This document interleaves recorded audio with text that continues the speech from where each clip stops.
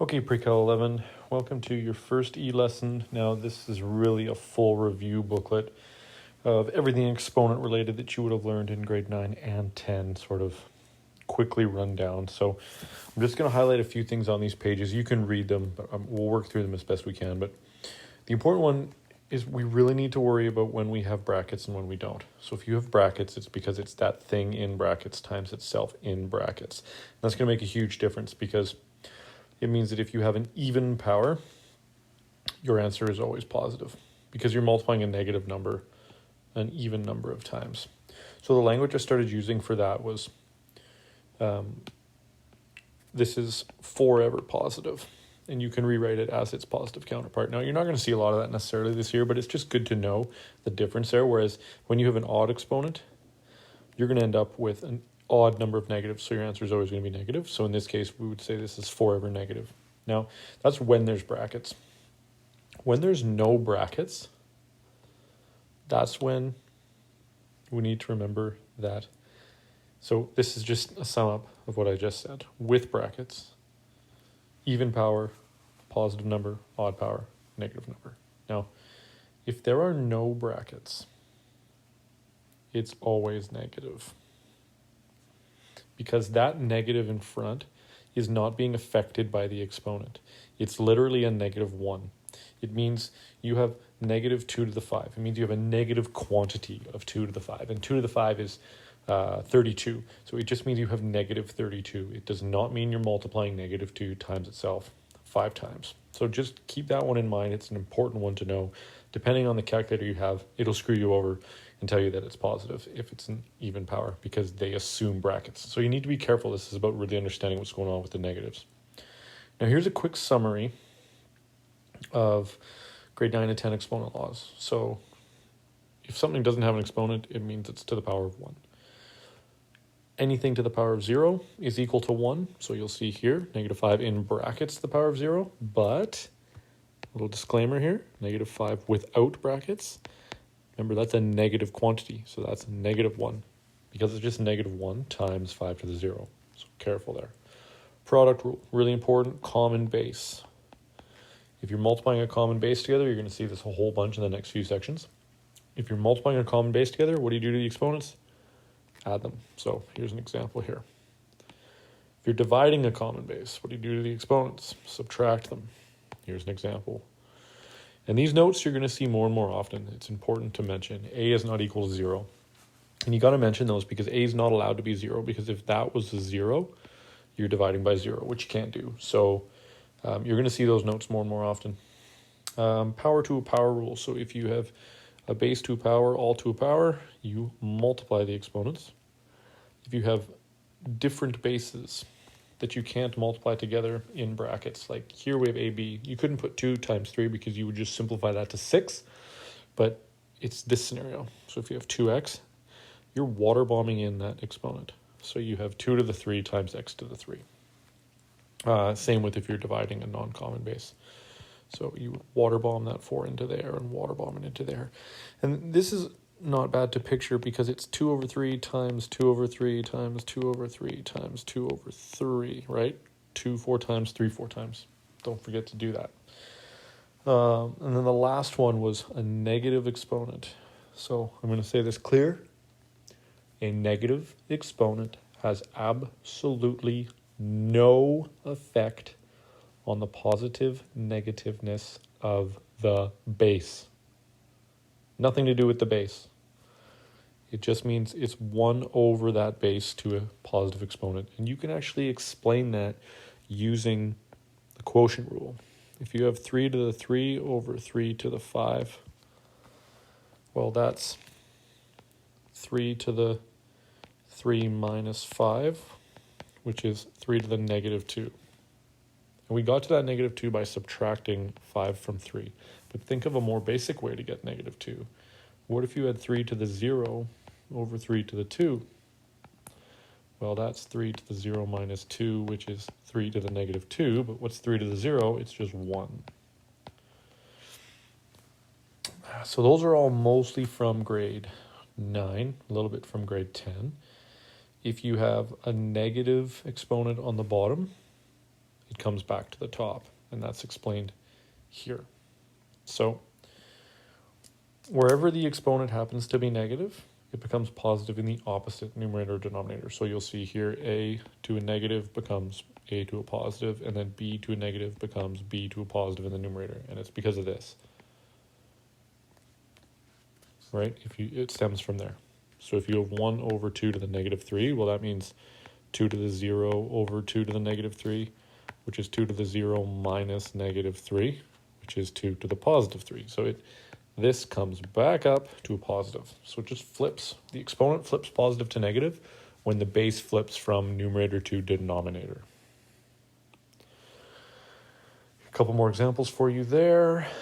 So example here. And then we had the one that's really going to hit home in this first section, well, after this section, and that's rational exponents. So exponents like 1 over 2, 1 over 3, 1 over 4. Remember that it means root. So here's a breakdown, but basically this is what's important. Okay, if you have 2 to the power of a half, that means you have the square root of 2. If you have 2 to the power of a quarter, it means you have the fourth root of 2. So the denominator becomes the root index.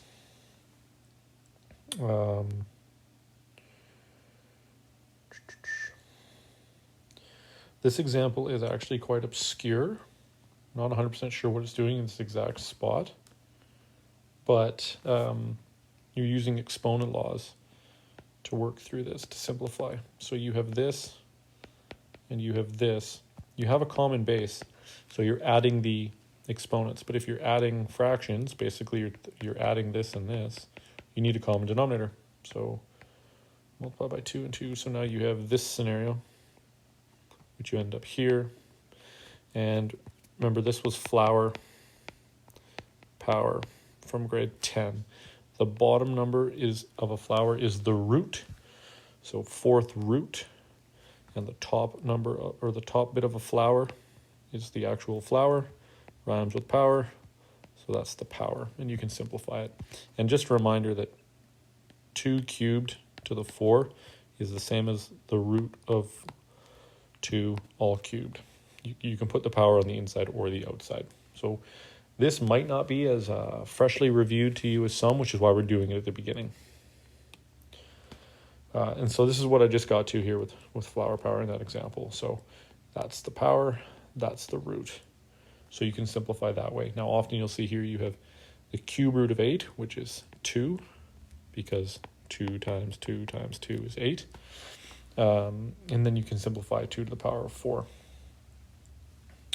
And you see here they do it the other way. So they do 8 to the power of 4 first, and then they take the cube root. Way more work. Always nice to stick with small numbers. If you can root something first, do it. Way easier, way more straightforward. And I'll just remind you, flower, power.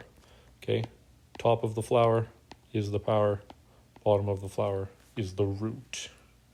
And you see that simplified there. Here are a couple examples. You can look through them at your leisure. If you have a negative exponent, you got to get it in the bottom first. Then you do all the rules you were doing. Here you can see that the 16 was converted to 2 to the 4 because you're multiplying exponents. So you have 2 to the 4 to the 3 over 4. Well, that's 4 times 3 over 4. What happens to those 4s? They cancel. So this is really about tying in everything you've learned from grade 9 and 10. And even though those things may be hazy, time to unhaze them. Start reviewing grade 10 material. Start considering that this is going to be a very fast-paced learning semester, quarter, what we're in right now. So get ready to shake the cobwebs out pretty fast. We don't lie when we say that all the math grows on the thing previous. Here's 2 more examples. You can see what happens here is that's 4 to the 3rd root, so the 3rd root of 4. Convert to a 2. Now, why? So you can have a common base on the top and the bottom. Simplify to 2 over 2/3 and 2 1/4. Now you're subtracting the exponents because you have a common base. Got a common denominator, which becomes 5 to the 12. 12 is the root. 5 is the power. And in this case, you can't simplify anything, so you can simplify 2 to the power of 5. Another example on the bottom, and you see you finish with this funky looking thing. You will see this explained in the next section. So for now, that's just a surprise. Now, what I'm going to do is I'm going to do a couple of the more challenging exponent review questions for you, just so you can not feel too overwhelmed. I'm hoping you can handle most of these first few. These ones. So why don't I just do a couple of these for you? This is about slow, deliberate, clear process. It's not the end of the world. You can do this. Now, you have a power to a power. That gets water bombed in there, in there, in there. Now, before I continue, I will tell you there's other ways to approach this, but for now, stick with this. It's going to be your most straightforward. This is going to get water bombed in, don't forget the 5. Even though it doesn't have an exponent, it does. It's 5 to the 1. And this one has to get water bombed into there on the 4, the x, and the y. So first thing we do is essentially abolish those brackets. So now you're going to have -1 times -1. So you have 3 to the power. You have 3 to the power of 1. We don't need the 1. You have x to the power of 2. And you have y to the power of -1 times 5 to the -2, x to the -4, y to the -8, all over 4 to the 2, x to the -4, y to the -6. Now, before you do anything, you can combine like terms on the top. Now, obviously, the coefficients you can't really do much to, but the x's can go with the x's, the y's can go with the y's. You're multiplying everything up top here, so order doesn't matter. So the 3 is going to stay. X squared times x to the -4 is x to the -2. You're adding the exponents. And then you get y to the -9. And you're multiplying this 5 to the -2 still. Over 4 to the 2.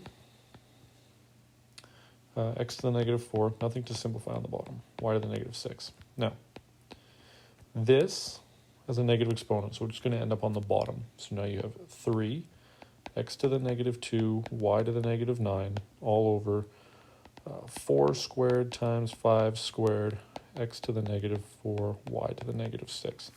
Now with the coefficients, you can simplify as far as you can simplify. So you have a 3 on top. 4 squared is 16, 5 squared is 25. 16 times 25 is 4 times 25. So 400. And then you do your exponent laws with your x's. So careful with your positive negatives here. X to the -2 minus -4 is plus. So -2 plus 4 is x to the 2. So that's going to stay up top. And then -9 minus -6, you're going to still have y to the -3. So the last piece of simplification is going to be 3x squared over 400 y cubed. And this is number something E.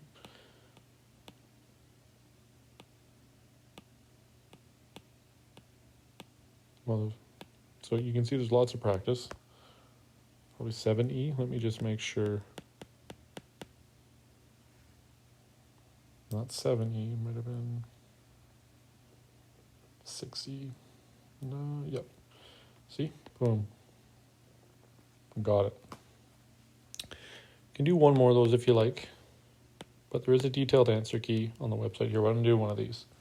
So take this, water bombs in, water bombs in, water bombs in. And fraction multiplication, you multiply tops with tops, bottoms with bottoms. So you're going to have a to the 12 over 21, b to the 30 over 36, And I know you can simplify these. We'll do it after. 6 over 14. So now 12 over 21, simplify that fraction, divide them both by 3, and you get 4 over 7. B, divide those both by 6, and you get 5 over 6. Or no, you don't, because I multiplied those wrong to begin with. It's not 30 over 36, it's 30 over 42, which we'll still divide them both by 6. We'll get 5 over 7. And then C, you get, divide them both by 2, 3 over 7. And that's as simplified as you can get. So this section is going to be a lot of review, a lot of practice. I don't want you to rush through this thinking I'm the best, look at me go, because you're going to have multiple sections coming up with radicals and exponents in the next years that follow. So try your best to iron these down, but remember it is a full-fledged review from grade 9 and 10, so it's not the end of the world if you don't finish this entire booklet, but at least try some of the harder questions. You can wrap your head around it as best you can. Awesome. Good luck.